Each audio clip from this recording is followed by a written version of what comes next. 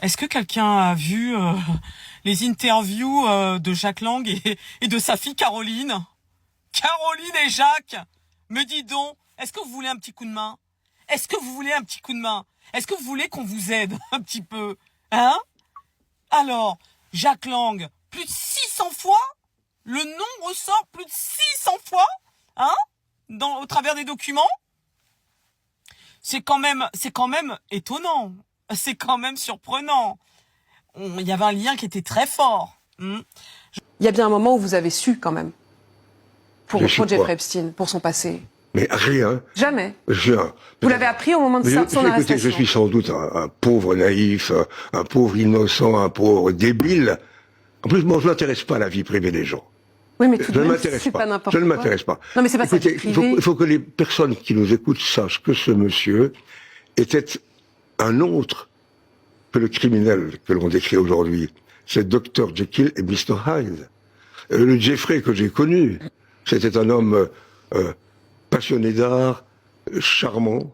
Quand je dis ces paroles, ça m'a choqué. Mais c'était la vérité. Mais votre fille très vite découvre qu'il a été condamné, qu'il a fait de la prison, et vous, jamais. Jamais. C'est-à-dire que quand vous le voyez ensemble, quand elle se met à travailler pour lui, jamais. Jamais, vous dites jamais. Je parle avec mon cœur et avec mon esprit et ma conscience. Et si vous l'aviez su, auriez-vous fait les choses autrement? Pardon. Si vous l'aviez su. Évidemment, oui. J'entends ce que vous dites. Vous dissociez l'homme de son parcours judiciaire. C'est évident, puisque... Je ne vais pas du tout m'attarder sur le fait que les marionnettes puissent parler. Après, on l'avait vu avec Pinocchio. On l'a vu avec Pinocchio, merde.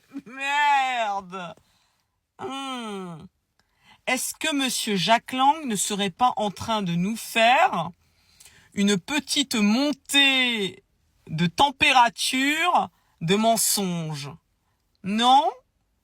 Peut-être? Sans doute? On ne va pas le juger, hein? On va pas faire ça, on va pas tirer de conclusions hâtives. Mais est-ce qu'on peut se parler de Caroline? Caroline, elle ne comprend pas pourquoi elle fait partie, de la succession des personnes héritières, d'une partie du patrimoine de Monsieur Epstein. Il voyait que j'étais une mère seule, avec 2 enfants, que je passais tout mon temps entre mon travail, que j'aimais beaucoup, mais je travaillais énormément et j'élevais seule mes 2 filles. J'étais stupéfaite.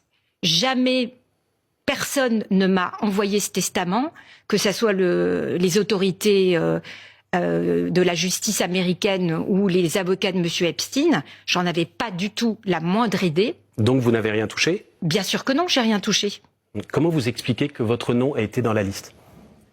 Alors, moi qui ai travaillé quand même pendant 30 ans pour des Américains et je connais bien la psyché de l'Amérique, c'est un système totalement différent du nôtre. Nous, en France, on fait hériter sa famille. Aux États-Unis, de nombreuses personnes font hériter des amis, des fondations. Monsieur Epstein donnait beaucoup d'argent à des universités américaines pour de la recherche. Je pense qu'il avait de l'affection pour moi. Il voyait que j'étais une mère seule, avec 2 enfants, que je passais tout mon temps entre mon travail, que j'aimais beaucoup, mais je travaillais énormément et j'élevais seule mes 2 filles.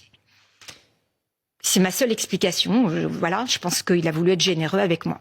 Si je reviens à la chronologie dont on vient de parler, vous le rencontrez en 2012, il meurt en 2019. Pendant 7 ans, vous avez donc connu Jeffrey Epstein. On sait que il vous avait prêté sa villa à Palm Beach, en Floride. C'est dans les documents qui sont sortis aussi. Vous y êtes allé avec vos filles en vacances. Comment vous définiriez l'homme qu'il était pour vous? C'était un ami? C'était un intime? C'était un ami, ce n'était pas un intime. Il n'était pas du tout dans mon cercle proche d'amis. Je pense qu'il avait de l'affection pour moi. Il voyait que j'étais une mère seule, avec 2 enfants, que je passais tout mon temps entre mon travail, que j'aimais beaucoup, mais je travaillais énormément et j'élevais seule mes 2 filles. J'étais stupéfaite. Jamais personne ne m'a envoyé ce testament, que ce soit les autorités de la justice américaine ou les avocats de M. Epstein. J'en avais pas du tout la moindre idée. Donc vous n'avez rien touché? Bien sûr que non, j'ai rien touché. Comment vous expliquez que votre nom a été dans la liste? Alors, moi qui ai travaillé quand même pendant 30 ans pour des Américains et je connais bien la psyché de l'Amérique, c'est un système totalement différent du nôtre. Nous, en France, on fait hériter sa famille. Aux États-Unis, de nombreuses personnes font hériter des amis, des fondations. Monsieur Epstein donnait beaucoup d'argent à des universités américaines pour de la recherche. Je pense qu'il avait de l'affection pour moi. Il voyait que j'étais une mère seule, avec 2 enfants, que je passais tout mon temps entre mon travail, que j'aimais beaucoup, mais je travaillais énormément et j'élevais seule mes 2 filles. C'est ma seule explication. Voilà, je pense qu'il a voulu être généreux avec moi. Ah. Alors il aurait été a priori, peut-être touché par le fait qu'elle ait élevé ses 2 filles. Je redis, ses 2 filles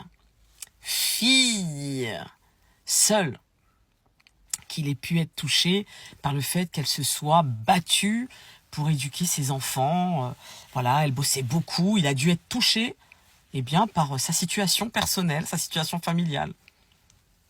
Est-ce qu'on peut imaginer qu'il ait pu être touché par ses filles?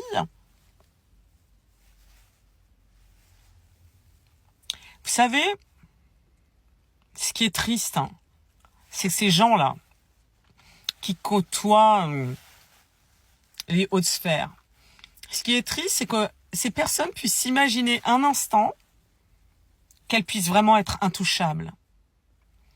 Qu'elles puissent penser un instant qu'on boit leurs paroles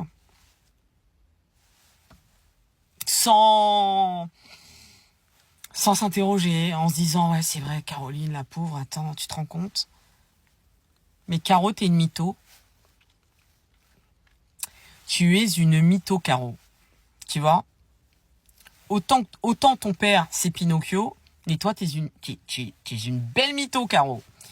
Et tu vois, quand on vous dit que l'éducation, c'est important, quand on vous dit qu'éduquer vos enfants, c'est important, parce que malheureusement, vos enfants, ils font quoi? Eh bien, ils reproduisent ce que vous faites. Ils prennent exemple, voilà, sur leurs parents. Alors, parfois, certains vont s'affranchir et vont tracer leur route en disant « Attends, moi, ce que mon papa ou ma maman ont fait, c'est mort, je ne trempe pas dedans, ça ne m'intéresse pas. » Et puis, tu as les autres qui vont y aller, tête baissée, et qui vont au contraire y aller, et la tête la première. En tout cas, je voulais juste savoir, quelqu'un croit en ce que Caro dit ou pas? Et Jacques, voilà. Je vous mets les petites allocutions, de toute manière, je vous ai mis les petites allocutions. C'est lunaire. Mais voilà, ils sont... Les intouchables sont touchables, visiblement. Rappelez-vous d'une chose, les premiers seront les derniers. C'est tout ce que j'ai à dire.